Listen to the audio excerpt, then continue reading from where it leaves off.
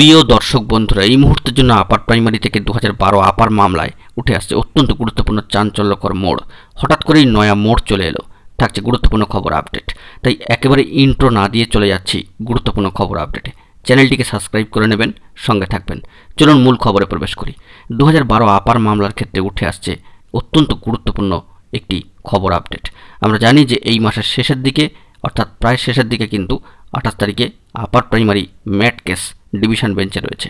কিন্তু তার আগেই 2012 আপার প্রাইমারি মামলা যা সিঙ্গেল বেঞ্চে ছিল এবং বর্তমানে এজলাস বদল করে নতুন এজলাসে গিয়েছে 25 নম্বর কোর্টে, সম্মানীয় বিচারপতি রায় চট্টোপাধ্যায় মহাশয়ের নতুন এজলাসে। এবং সেখান থেকে শুনানি সূত্রে উঠে আসছে অত্যন্ত তাৎপর্যপূর্ণ কিছু খবর আপডেট এভিডেভিট সংক্রান্ত বিষয়কে কেন্দ্র করে।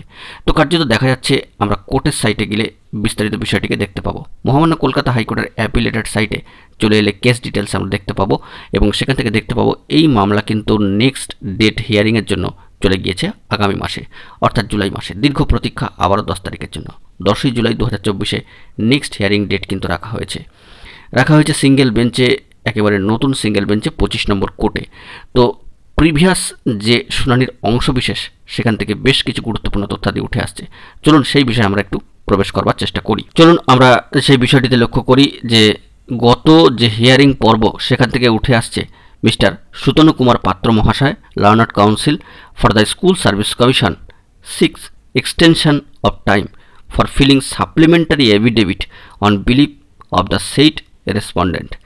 Let a supplementary affidavit be filled by the School Service Commission within a period of 2 weeks from the date. Reply, if any, by the writ petitioners to the said supplementary affidavit shall be filled within 1 week thereafter. Let the matter appear in the list again 10th July 2024. সম্মানীয় বিচারপতি রায় চট্টোপাধ্যায় মহাশয়ের এজলাস থেকে এই court অর্ডারটি সরাসরি কিন্তু চলে আসছে।